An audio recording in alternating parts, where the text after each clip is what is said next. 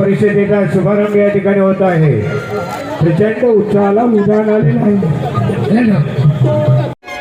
सर्वांच्या हस्ते या ठिकाणी आज सत्कार होतोय.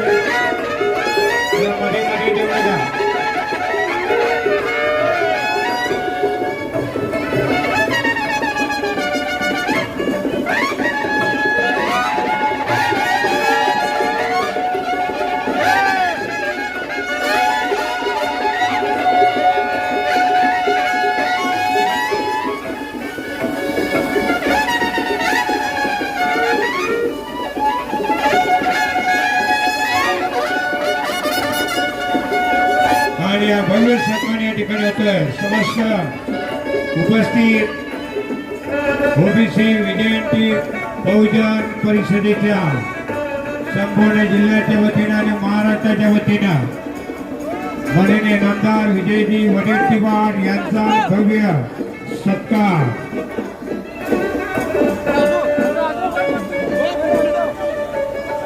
आणि आता यानंतर नगरसेवक सर्व नगरसेवक सत्कार करणारे मनोजदादा स्वर्ग संतोष पाटील वडेट्टीवार साहब, स्टेज पे बैठी हुई तमाम, आज हम ये जागरूक हो गए हैं. हम सो रहे हैं. ये जागरूक किसने किया? आपने अब हमेशा बहुत अलग अलग हमारे नेताओं का नाम सुनाऊंगा. संगठनों में उन्होंने काम किया, ऐसा नहीं किया है. जैसे कि आप जानते हैं कि गोपीनाथ जी मुंडे जिन्होंने पार्लियामेंट को हिला दिया था, एम्पिरिकल डाटा की बात नहीं की थी गोपीनाथ मुंडे साहब ने. गोपीनाथ मुंडे साहब ने पार्लियामेंट 3 दिन क्यों बंद कराया था? गोपीनाथ मुंडे के साथ लालू प्रसाद यादव थे, गोपीनाथ मुंडे के साथ रामविलास पासवान थे, गोपीनाथ मुंडे के साथ शरद यादव थे, गोपीनाथ मुंडे के साथ मुलायम सिंह थे. गोपीनाथ मुंडे ने सारे लोगों को इकट्ठा किया. ये महाराष्ट्र की धरती है और वही कहने जा रहा हूँ कि वडेट्टी साहब क्या करने जा रहे हैं. गोपीनाथ मुंडे साहब ने 3 दिन हाउस पार्लियामेंट को बंद कराया और गवर्नमेंट ने डिक्लेयर किए कि अब हम जात न्याय जना करेंगे. पेड़े बटे पूरे महाराष्ट्र में लोगों ने खुशी मनाई कि पार्लियामेंट बंद हुआ. पंतप्रधान, उसका कोई लेना देना नहीं है. 70 साल में जो मेरा ओबीसी का भाई वंचित रहा है, उसके लिए मैं सब कुछ करने के लिए तैयार हूं. सब कुछ करने के लिए तैयार हूँ. वक्त पड़ा तो मुझे जो भी करना पड़ेगा. और इससे बढ़कर के और कौन मिल सकता है? और आपने देखा है, 2 साल की बात बता रहा हूँ, इतिहास 70 साल का नहीं.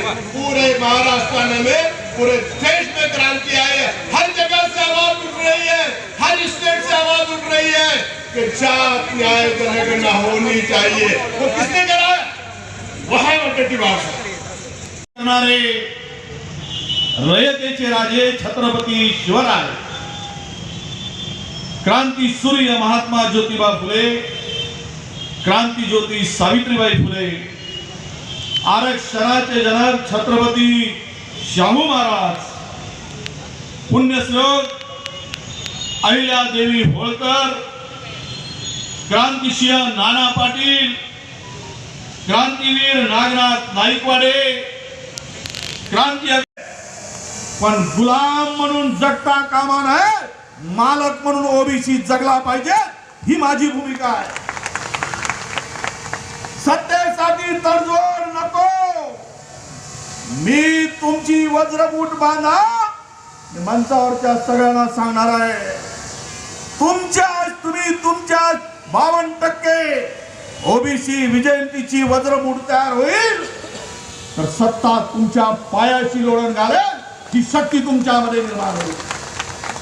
आणि म्हणून ही चळवळ हाती घेतली ओबीसीची. तुम्हाला माहित आहे सोपं आहे का हे ओबीसीची चळवळ चालवणं?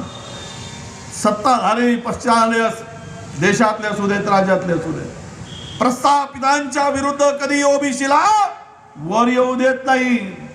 तुम्ही खाली बसा, आम्ही वर बसतो, ही भूमिका राहिली आहे. पण ज्या दिवशी आम्ही म्हणणार नाही की तुम्ही खाली बसा, पण आम्हाला बरोबरीनं बसू द्या, ही आमची भूमिका राहील. आणि तो दिवस आपल्याला बघायचा आहे. आणि माझ्या तरुण मित्रांनो, अरे किती वर्ष झालेत आपली, आपण कुठल्या स्थितीमध्ये आहोत, आपलं स्थान काय आहे, अजूनही आमच्या भटक्यांची स्थिती काय आहे. वडार पासून फासे पारद्यापर्यंत नंदी बैल पालून तो जो छोटा छोटा समाज आहे, तो आजही पारात राहतोय, गावाच्या बाहेर राहतोय, वयाच्या पिंपळाच्या झाडाखाली पाल बांधून राहतोय. त्याचा विचार कोण करणार आहे? त्याचा विचार होणार आहे की नाही? ओबीसीचा मोठा समाज आपसामध्ये भांडून स्वतःची पोळी शेकण्याचं काम अनेक वेळा झालेलं आहे.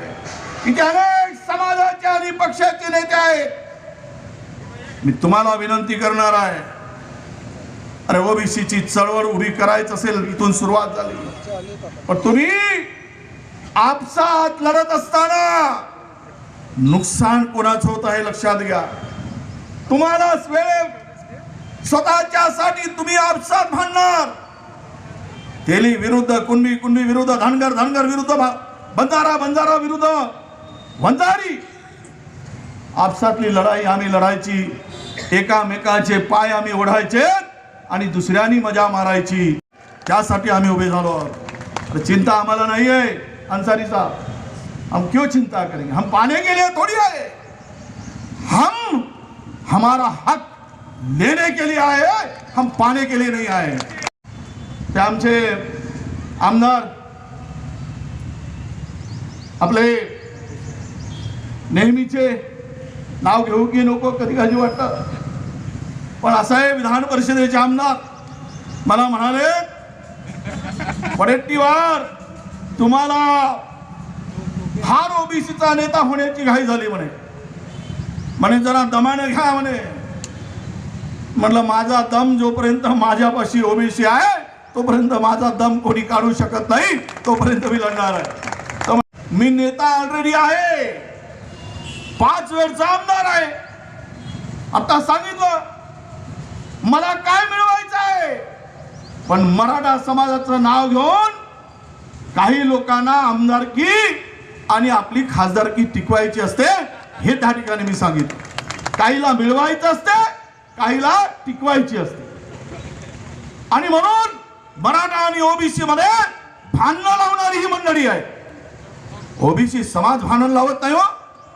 भांडण कोण लावतात त्याला ओळखलं पाहिजे आपण. खरं तर छत्रपती शिवरायांनी हे स्वराज्य उभा करत असताना त्यांच्या जवळचा सर्वात कोण होता तर बहरजी नाईक होता. हो सगळा सलाहकार तुम्ही पाहिला, बहरजी नाईक कुठल्या संकटाच्या वेळेस सावली सारखा छत्रपती शिवाजी महाराजांच्या पाठीमागे सावली सारखा बहरजी नाईक उभे होते. पण त्याची दिसते काय समाधी, स्मारक दिसते? नको व्हायला. बहुजनांचं स्मारक नको, बहुजनांच्या माणसाची आठवण नको. तानाजी मालुसरे त्यांची समाधीच नको. ही भूमिका आपण स्वीकारायला नको. ज्यांनी स्वराज्यासाठी हसत हसत छातीवर वार घेतले, जीवाची पर्वा न करता स्वराज्यासाठी छत्रपती शिवरायाबरोबर लढले, त्या अठ्ठपगड जातीचा सन्मान झाला पाहिजे, त्या लोकांचा सन्मान झाला पाहिजे. तुम्हाला उभं करायचं आम्ही ठरवलंय. तुम्ही उभे होणार की नाही? आज कमी आहेत. अरे हा सागर ज्या दिवशी उभा होईल ना, अनेक जण वाहून जातील. कृष्णेतून वाहत निघाले ना कुठे पोहोचले पत्ता सुद्धा लागणार नाही. हे लक्षात ठेवा. आम्ही कोणाच्या विरोधात नाही. गरीब मराठा समाजाच्या तरुणांना हक्क मिळाला पाहिजे, आरक्षण मिळालाच पाहिजे, पण तो ओबीसीतून नको. कारण 370 जाती आम्ही मरतो आहोत, अजूनही आम्हाला पोटभर भेटत नाही, तर तुम्ही येऊन आमच्यामध्ये कशाला हे करताय? आमची विनंती आहे केंद्र सरकारला. आज गडकरी साहेब इथे आले, खासदार संजय बाबूंनी कार्यक्रम घेतला. या आरक्षणाची मर्यादा घटना दुरुस्ती करा, 50% वर घेऊन जा आणि पाहिजे तेवढं तुम्ही मिळवून घ्या. ही आमची भूमिका आहे. 70% करा, 80% करा, जो म्हणतो त्याला त्याला देऊन मोकळे करा. पण आमच्या हिश्श्यातलं कशाला? गरीबाच्या पोटावर लाद, सामान्य माणसाच्या पोटावर लाद. ही भूमिका आमची आहे, स्पष्ट आहे. आम्ही विरोध अजिबात करत नाही. कोणी म्हणते की मराठा समाजाच्या वडीलवर उभा आहे, विरोध करतो. मी कसा उभा करा? तुम्ही मोठे माणसं आहात, तुम्ही प्रस्थापित आहात,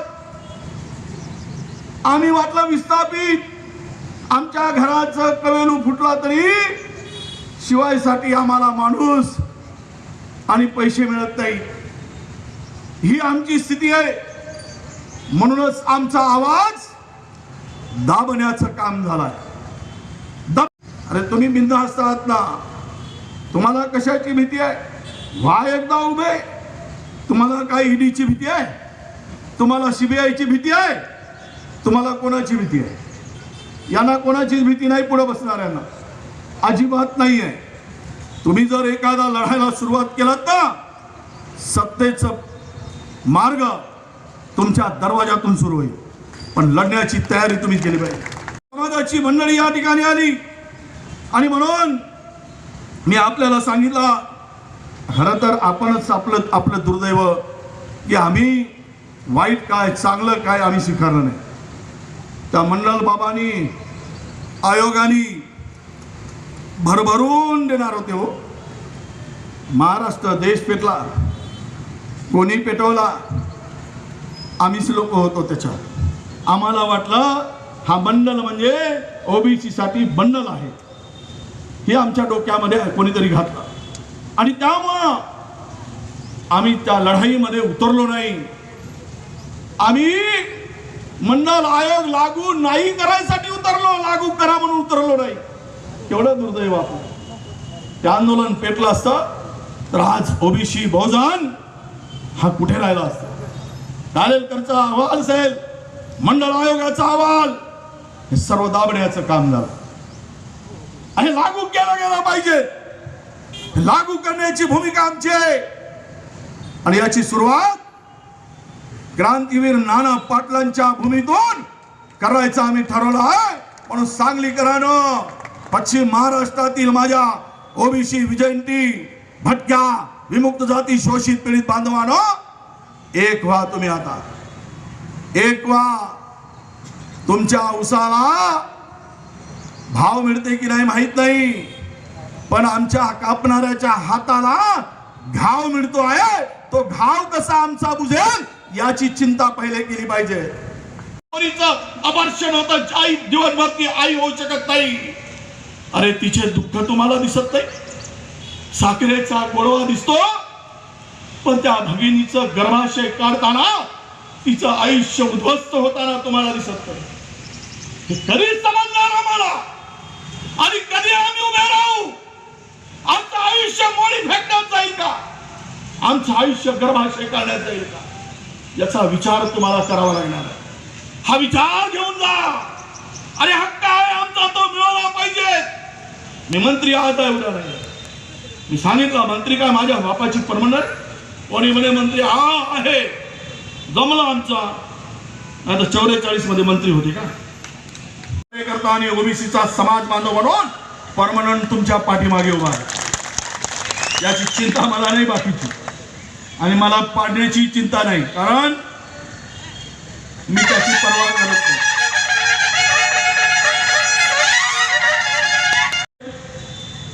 कमी झालं काय? 5 वेळचा आमदार झालो. मला कोणी पाडायचा प्रयत्न केला तर मी त्याला पाडल्याशिवाय सोडतो का? आडवं केल्याशिवाय सोडतो का? माझ्या उंचीवर जाऊ नका तुम्ही, माझ्या जिगरवर जा. मेरा जिगर बहुत बड़ा है, मेरा दिल बहुत बड़ा है. मैं कोई डरने वाले आदमी नहीं हो, फक्त साथ तुमची पाहिजे, साथ तुमची पाहिजे. हम तुम्हारे साथ हैं, साथ तुम आगे बढ़ो, हम तुम्हारे साथ हैं. सोलापूरला काय त्या लोकांची अवस्था ज्या वाढीत केलं आम्ही,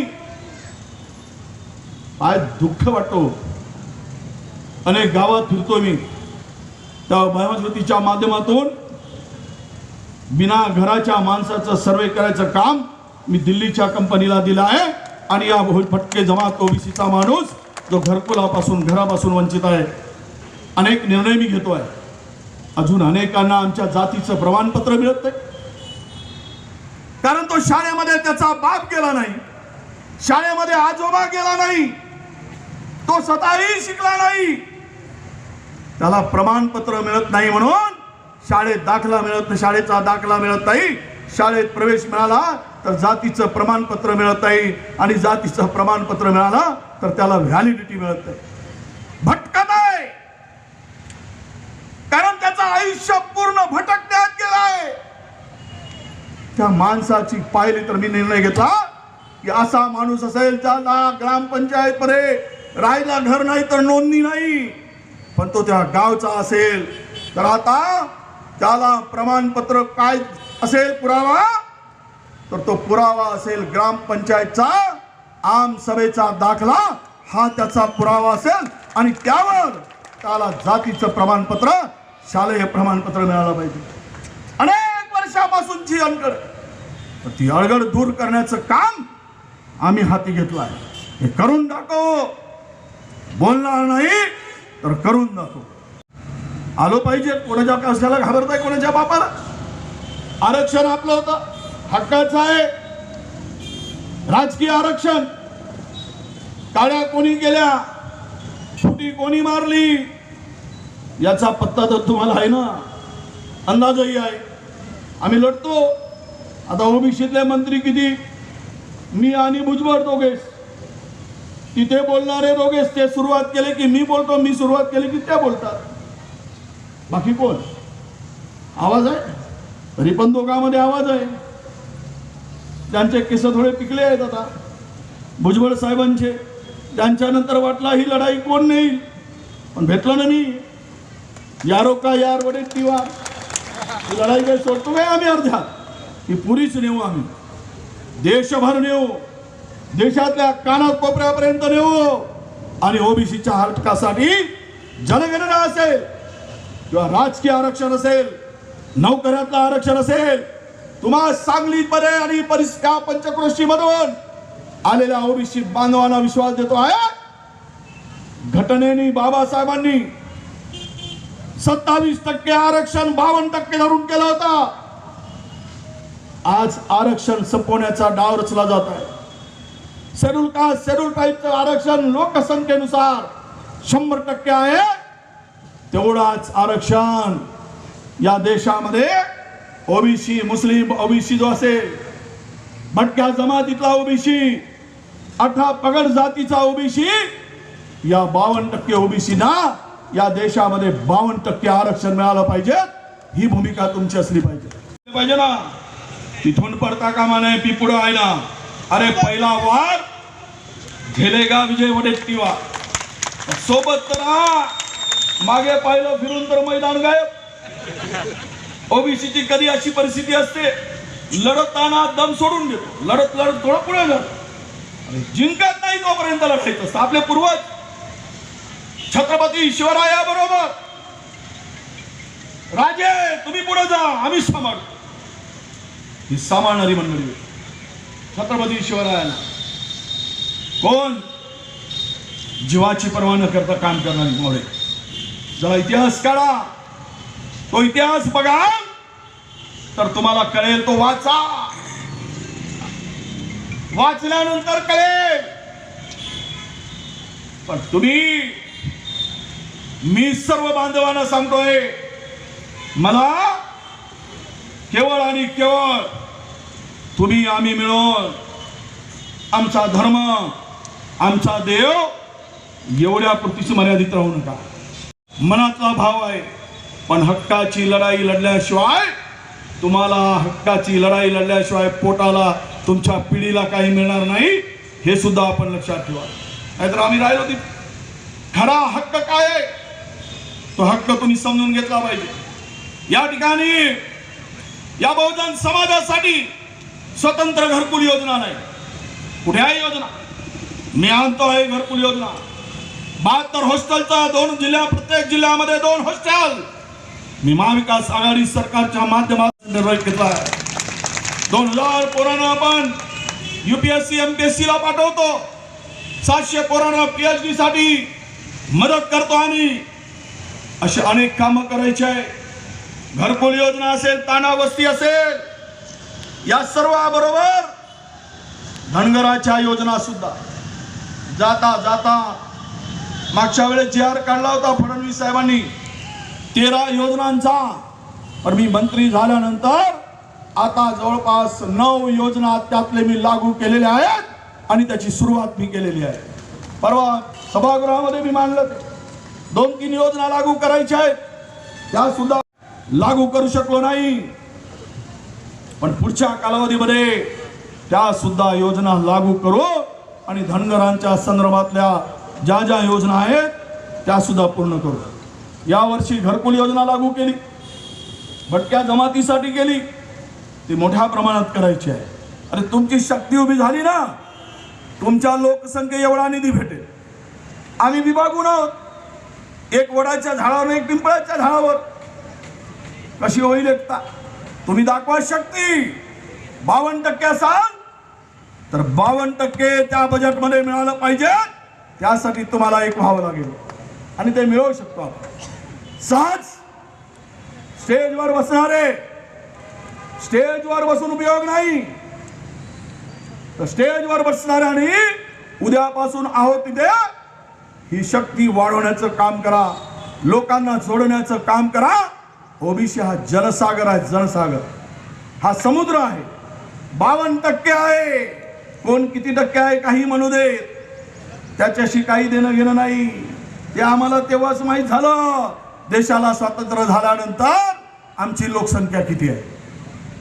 आणि त्यासाठी आपल्याला लढण्यासाठी मी आवाहन करायसाठी आलो आहे. सांगलीकरांच्या या ऐतिहासिक ग्राउंडवरून, ज्याच ग्राउंडवरून इतिहासाची अनेक मेळावे इतिहास घडवणारी झाले, त्याच मेळाव्याच्या, त्याच भूमीतून, त्याच मैदानातून नवा ओबीसीचा इतिहास लिहिणारा या ठिकाणी इतिहास घडावा, ही तुमच्याकडून आणि आमच्या सर्वांकडून अपेक्षा आहे.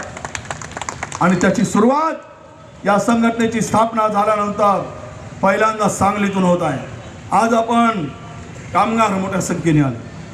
आमच्या खरं तर तो हरिदास ताकदीनं पाठीमागा होता. मी कोण तुला आडवं येणार नाहीत, संघटना उभी कर. नाहीतरी काय आहे पाहिलं आम्ही, धनगराची स्थितीचा अभ्यास घेतला. हे काय काय करतात धनगर आमच्या इकडचे? हे मालक बिलक नाही आहे, यांचं काम चिल्लर चिल्लर काम आहे. आमचं ठोक काम आमच्याकडे नाहीच मुळात, कारण आम्हाला ठोक काम करूच देत नाही. ठोक काम करायसाठी ठोक आपल्याकडे नाही. बारके बारके व्यवसाय, कधी मोठा इंडस्ट्रियलिस्ट व्हा ना, साखर कारखानदार व्हा, कारखानदार झाले पाहिजे. पण नाही, तुम्ही मेंढ्या आणि एवढ्याच कोणी कुणाचे मांडली घेऊ नका. तुम्ही विजय वडेट्टीवारांचे मांडली घेऊ नका. मी म्हणतो म्हणून तुम्ही तुमच्या हक्कासाठी लढा. वा कोण भडकवेल, कोण तुमची अस्मिता, जागरूक करण्याचा प्रयत्न करून कुठल्या तरी पक्षाला बांधण्याचा विचार करेल त्याला अजिबात बळी पडू नका. मी तुम्हाला आवाहन करतोय, वडेट्टीवार चुकत असेल, तुमची लढाई लढताना चुकीचं काम करत असेल तर त्याला जाब विचारण्याची भूमिका आणि ताकद तुमच्यामध्ये निर्माण झाली पाहिजे. कार्यक्रमाचे आमच्या संजय भाऊ आणि अरुण भाऊ, तुम्ही दोघांनी जे मेहनत करून, अरे सोपं नसतं बाबा, ते सोपं नसतंय. आमच्या राजेंद्र राखनी जालन्यामध्ये कार्यक्रम घेतला, डीपीडीसी मध्ये नाव पार्टीनं पाठवलं तरी त्यांना नाही केलं. अरे जान लो, सत्ता हम लाएंगे, सत्ते की भागीदारी नहीं, सत्ते का मालक आपको बनाएंगे, आप चिंता मत करो, हम करेंगे वो. मुख्यमंत्री हमारा होगा ओबीसी का. जब ओबीसी ताकत से खड़ा हो जाएगा तो निश्चित रूप से ओबीसी का ही मुख्यमंत्री होगा. तुम ताकत तो लगाओ, जोर लगाओ, वो दिन जरूर आएगा. तो मला मिळवून द्यायचा आहे आणि तो आम्ही मिळवल्याशिवाय स्वस्थ बसणार नाही हा निर्धार करून आजच्या मेळाव्यातून आपण जावं अशी आपल्याला नम्रपणे हात जोडून विनंती करतो आणि माझ्या भाषणाला विराम देतो. धन्यवाद. जय हिंद, जय ओबीसी.